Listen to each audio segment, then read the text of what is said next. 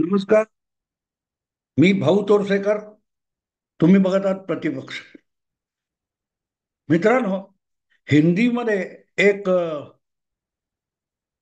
चांगली म्हण आहे, उक्ती आहे. चौबे निकले थे छब्बे बनने, लौट कर आए बनकर दुब्बे. म्हणजे आता याचा अर्थ अगदी मी उलगडून सांगायला पाहिजे असं नाही. आपली क्षमता, आपली कुवत, आपली लायकी न ओळखता माणूस जेव्हा नको तेवढं धाडस करायला जातो, तेव्हा त्याचा कपाळ मोक्ष, त्याचं नुकसान ठरलेलं असतं. अशा अर्थाने ही उक्ती आहे, ही म्हण आहे. आणि नेमकी ती राजकारणामध्ये आपल्याला अनेकदा बघायला मिळते. आणि वेगवेगळ्या राज्यामध्ये, वेगवेगळ्या पक्षामध्ये जेव्हा असं काही घडतं, त्याच्यापासून राजकारणातल्या किंवा इतर कुठल्याही व्यवसायातल्या, पेशातल्या लोकांनी काही धडा शिकायला अजिबात हरकत नसते. कारण तो अनुभवातून, वाईट अनुभवातून समोरचा माणूस गेलेला आहे. पण त्याची जी परिस्थिती झालेली आहे, ती बघून जर तुम्ही आपल्या चुका टाळाव्यात, ही त्यामागची अपेक्षा असते. पण दुर्दैव असा असतो की लोक शहाणी होत नाहीत. आणखीन एक आपल्या मराठीत म्हण आहे, पुढच्या ठेच मागचा शहाणा. म्हणजे पुढचा कुठेतरी आपल्या समोर चालत असतो आणि त्याला कुठे खड्डा दगड लागून ठेच लागली, तर मग मागून येणारा जो असतो, तो खड्डा असेल किंवा दगड असेल, त्यापासून सावध होतो. असा त्या म्हणीमधला, उक्तीमधला आशय आहे. पण अनेकदा आपण बघतो की पुढच्याला ठेच लागली तर मागचा शहाणा होण्याची शक्यता फार कमी असते. कारण मागचा ऑलरेडी शहाणा असेल किंवा स्वतःला शहाणा समजणारा असेल, तर मग त्याला असं वाटतं की तो मूर्ख होता म्हणून त्याला ठेच लागली. मी खड्डा पण पार करून जाऊ शकतो, दगड पण पार करून जाऊ शकतो, आणि समोर दगड आहे का, खड्डा आहे का, हे बघायची पण मला गरज नाही. इतका आत्मविश्वासाने भारलेला जो माणूस असतो, तो पुढच्याला ठेच लागली म्हणून त्या समोरच्याचा अनुभव बघून शहाणा होत नाही. आपली कुवत, आपली अवकात याच्या पलीकडे जाऊन नको तितकं धाडस करतो. नेमकी तीच गोष्ट आज आपण उद्धव ठाकरे यांची बघतोय. अगदी मित्रांनो, 1-2 महिन्यापूर्वीची गोष्ट आहे.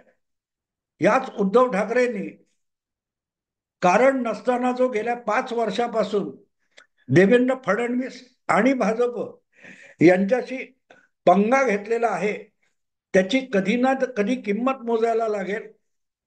हे कळत असून आणि काही अनुभव येत असताना सुद्धा माणूस अजूनही शुद्धीवर यायला तयार नाही. आणि म्हणून तुम्हाला आठवत असेल की 1-2 महिन्यापूर्वी कधीतरी जाहीर भाषण करताना उद्धव ठाकरेंनी देवेंद्र फडणवीसांना धमकावलं होतं, एक तर तू राहशील नाही तर मी राहीन. आता देवेंद्र फडणवीस हे परत एकदा 5 वर्षानंतर महाराष्ट्राचे मुख्यमंत्री म्हणून आलेले आहेत. आणि 5 वर्षापूर्वीच्या निवडणुकीत किंवा त्याच्या आधीच्या 10 वर्षापूर्वीच्या निवडणुकीत त्यांना जितक्या जागा मिळाल्या होत्या त्यापेक्षा अधिक आमदार निवडून आणले. आणि जी काय महायुती होती 10 वर्षापूर्वी, 5 वर्षापूर्वी, त्यामध्ये आणखी एका पक्षाची भर घालून 250 पेक्षा जास्त आमदारांचं पाठबळ घेऊन देवेंद्र फडणवीस हे मुख्यमंत्री झाले.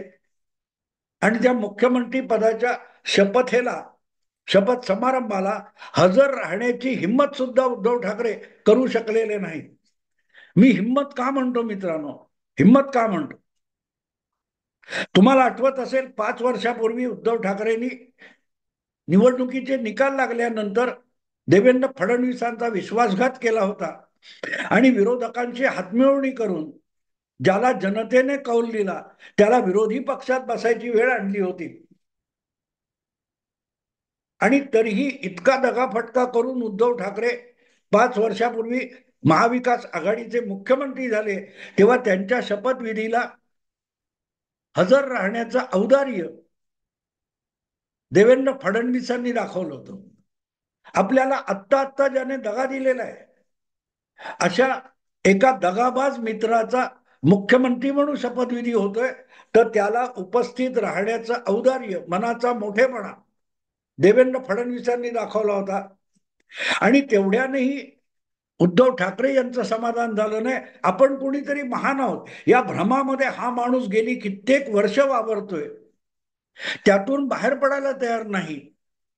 आणि म्हणून कोणालाही आव्हान द्यायचं, तोंडाची वाफ दावडायची, यातून उद्धव ठाकरे बाहेर पडायला नाही तयार. आणि त्यांच्या पक्षाचं जे काय नुकसान झालंय ते मी वेगळं सांगायची गरज नाही. मुद्दा इतकाच आहे की हे उद्धव ठाकरे देवेंद्र फडणवीसांना अपशकून करून मुख्यमंत्री व्हायला गेले आणि त्यांचे बजरबट्टू किंवा काय असेल ते चेले चपाटे उद्धव ठाकरेंना थेट पंतप्रधान बनवण्यापर्यंत जात होते. ते मुख्यमंत्री पद 2 महिन्यापूर्वी आपल्यालाच मिळालं पाहिजे म्हणून उद्धव ठाकरे हट्ट धरून बसले होते. आणि आता विरोधी नेतेपद सुद्धा विधानसभेमध्ये उबाठा शिवसेनेला मिळण्याची शक्यता नाही. हे चित्र स्पष्ट झाल्यानंतर पाय जमिनीला लागलेत. आणि तिथे मग चौबे बनने निकले थे छब्बे, लौट कर आये बनकर दुब्बे. हे मी का म्हणतोय, मला ती हिंदीतली म्हण का आठवली, तर जे उद्धव ठाकरे 15-20 वर्षापूर्वी, 10 वर्षापूर्वी मुंबईचा महापौर आपला असला पाहिजे यासाठी आटापिटा करत होते, अगदी 2017, 7 वर्षापूर्वी, ते उद्धव ठाकरे आपल्या इशाऱ्यावर मुख्यमंत्री बनवले जातील इतके मस्तवाल झाले. आणि आपण मोठा भाऊ आहोत हे सिद्ध करण्याच्या नादात त्यांनी स्वतःचं किती नुकसान करून घेतलं हे आता सगळ्या जगाला माहिती झाले. आणि एवढं सगळं राजकारण करून 5 वर्षानंतर माणूस कुठे पोहोचलाय, तर परत एकदा महापालिकेवर भगवा फडकवायचा आहे. मित्रांनो, 1968 साली शिवसेनेने पहिल्यांदा मुंबई महापालिकेची निवडणूक लढवली, तेव्हापासून महापालिकेवर भगवा फडकवायचा आहे ही कायमची घोषणा राहिलेली आहे. आणि अगदी 2017 मध्ये म्हणजे बाळासाहेब ठाकरे यांच्या निर्वाणानंतर सुद्धा उद्धव ठाकरे यांचं लक्ष महापालिकेवरच होतं. आणि आज 5 वर्षानंतर मुख्यमंत्री पदाची 2.5 वर्षाची कारकीर्द झाल्यानंतर परत लक्ष काय आहे, तर मुंबई महापालिकेवर भगवा फडकवायचा. निदान मुख्यमंत्री नाही, महापौर आपला आणू. अरे मग तुम्ही होता कुठे? देवेंद्र फडणवीसांना तुम्ही धमकावत होता, एक तर तू राहशील किंवा मी राहीन. तितकी उर्मट, उद्धट, कठोर भाषा देवेंद्र फडणवीसांनी उत्तर देताना सुद्धा वापरली नाही. पण जगाने बघितलं की शिल्लक कोण राहिलाय आणि कोणाला तोंड दाखवायला सुद्धा जागा राहिलेली नाही. भ्रांत पडलीये ती परत एकदा मुंबईचा महापौर शिवसेनेचा कसा आणायचा. सलग 25 वर्ष ज्या पक्षाने देशाची आर्थिक राजधानी असलेल्या मुंबईवर, मुंबईच्या महापालिकेवर आपली अधिसत्ता गाजवली. अगदी उद्धव ठाकरेंचे चिरंजीव सुद्धा मुंबईच्या महापौराला कप्पदार्थ मानत होते. त्यांना आता भ्रांत पडली आहे की आगामी कधी होतील नजीकच्या काळात मुंबई महापालिकेच्या निवडणुका, तेव्हा आपला महापौर करणं तरी शक्य होईल का, याची भ्रांत पडली. ही वेळ दुसऱ्या कोणी त्यांच्यावर आणलेली नाही, ना भाजपने आणलेली आहे, ना एकनाथ शिंदेने आणलेली आहे. आपली क्षमता नसताना जेव्हा माणूस जुगार खेळतो, तो जुगार त्याला रसातळाला घेऊन जात असतो. आणि त्याचा हा सगळ्यात मोठा पुरावा आहे. मला वाटते 15-20 दिवसापूर्वी मुख्यमंत्रीपद विसरा, महापौर पद तरी शक्य आहे का असा व्हिडिओ केला होता. आणि योगायोगाने आता महायुतीचं सरकार येणार आणि देवेंद्र फडणवीसच मुख्यमंत्री होणार हे चित्र स्पष्ट झाल्यानंतर आपल्या जिंकलेल्या किंवा हरलेल्या विधानसभा उमेदवारांची बैठक घेतल्यानंतर उद्धव ठाकरेंनी सगळ्यांना आदेश दिले, आपल्याला महापालिका जिंकायची आहे. मग इतकी वर्ष महापालिका जिंकायचं हे मिशन नव्हतं का? आणि कोणाशी दगाबाजी करता तुम्ही? 2017 मध्ये सुद्धा शिवसेनेचा महापौर होऊ शकला याचं एकमेव कारण होतं की देवेंद्र फडणवीस मुख्यमंत्री पदी असताना त्यांनी दाखवलेलं औदार्य होतं. शिवसेनेचे 84 आणि भाजपचे 82 इतकी काटोकाट लढत झालेली होती. मुख्यमंत्री पद आणि सत्ता यांचा वापर करून देवेंद्र फडणवीस किंवा भाजप आपला महापौर मुंबईत बसवू शकले असते. पण जेव्हा आपण सत्तेत एकत्र आहोत, युतीचं सरकार राज्यात आहे, तर आपसात बेबनाव नको म्हणून कुठलंही सत्तापद न मागता भाजपने आणि देवेंद्र फडणवीसांनी एकतर्फी पाठिंबा देऊन टाकला. उद्धव ठाकरेंना एकतर्फी पाठिंबा देऊन टाकला होता की करा तुमचा महापौर, आम्ही महापौराच्या स्पर्धेत नाही. जो माणूस मित्र म्हणून इतकं औदार्य दाखवतो त्याच्याशी किमान सभ्यतेने वागणं हा सुद्धा उद्धव ठाकरे यांचा स्वभाव नाही, हे अवघ्या 2 वर्षात 2019 मध्ये दिसून आलं. आणि आज भ्रांत काय पडली आहे बघा, की निदान महापालिका टिकवू शकतो का आपण? अर्थात उद्धव ठाकरेच मुख्यमंत्री असताना महाराष्ट्रातल्या एक एक करत सगळ्या महापालिकांच्या मुदती संपत गेल्या आणि पराभवाच्या भीतीनेच उद्धव ठाकरे मतदाराला सामोरे जायला तयार नव्हते, म्हणून 2 वर्षापेक्षा अधिक काळ 2.5-3 वर्ष उलटत आली. अनेक महापालिकांमध्ये जवळजवळ सगळ्या राज्यातल्या सगळ्या महापालिकांमध्ये प्रशासकाचा कारभार चालू आहे. आणि आता एवढं मोठं यश मिळवल्यानंतर महायुती लवकरच महापालिका निवडणुका घेईल, तर आपलं निदान महापालिकेतलं जे बस्तान आहे ते टिकलं पाहिजे याची भ्रांत आहे. आणि त्याचं कारण सरळ आहे. शिवसेनेसाठी अख्खा जीव जो आहे तो महापालिका नावाच्या पिंजऱ्यात अडकलेल्या पक्षामध्ये आहे. महापालिकेतून आशियातली सगळ्यात श्रीमंत महापालिका मानली जाते. केरळ सारख्या किंवा अनेक राज्यांच्या आर्थिक संकल्पापेक्षा अर्थसंकल्पापेक्षा मुंबईचा महापालिकेचा अर्थसंकल्प मोठा असतो आणि त्यामुळे त्याचे अर्थपूर्ण लाभ आजपर्यंत उद्धव ठाकरे किंवा त्यांचा गोतावळा किती घेत आला हे वेगळं सांगायची गरज नाही. अगदी करोना काळापासून ऑक्सिजन पासून बऱ्याच गोष्टी, कोविड केंद्र उभारण्यापासून अनेक टेंडरमध्ये काय काय घोळ झालेत हे त्याची साक्ष आहेत. आणि म्हणून आज भ्रांत काय पडली की झाला शपथविधी झाला, आता निवडणुकीचे विधानसभेचे निकाल आले, लोकसभेचे आले आणि लोकसभेत ज्या मुस्लिम मतदारांनी उद्धव ठाकरेंना खासदार निवडून आणायला मदत केली होती त्यांनी विधानसभेत पाठ फिरवल्यानंतर मुंबईत देखील आपली अवस्था किती दयनीय आहे. आणि केवळ काँग्रेस बरोबर युती होती म्हणूनच 10 आमदार मुंबईतून निवडून येऊ शकले. स्वबळावर विधानसभा लढली असती तर 4-5 आमदार आणताना सुद्धा उद्धव ठाकरेंना नाकी दम आला असता. आणि म्हणूनच आता महापालिका एकट्याच्या बळावर लढवून महापौर आपलं आणणं याची भ्रांत पडलेली आहे. आणि म्हणून कामाला लागा. आणि मग काय काय काही लोकांना नेमलेत निरीक्षक म्हणून 2-2 विधानसभा क्षेत्रातल्या वॉर्डची अवस्था काय, तिथे संघटनेचं स्वरूप काय, कसं लढता येईल, काय लढता येईल. मुळात ह्याची गरज होती का? मुळात त्याची गरज होती का? भाजपला धडा शिकवायला हरकत नाही, पण धडा शिकवताना आपला कपाळ मोक्ष होईल का याचा पण विचार करायला लागतो.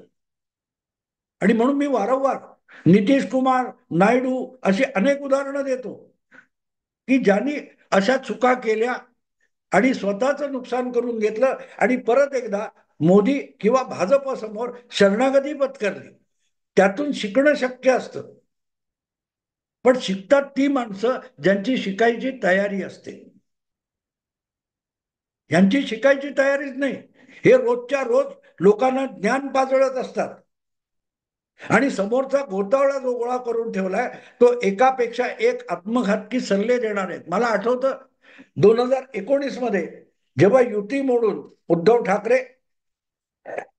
यांनी काँग्रेस आणि राष्ट्रवादीची हातमिळवणी करण्याचा प्रयत्न केला होता, तेव्हा मी माझा ब्लॉग लिहायचो, मी व्हिडिओ बनवत नव्हते आणि मी इशारा दिला होता की ज्या वाटेने उद्धव ठाकरे निघालेले आहेत त्यामध्ये त्यांना सल्ले देणारे जे कोणी चाणक्य आहेत ते यांना रसातळाला घेऊन जाणार।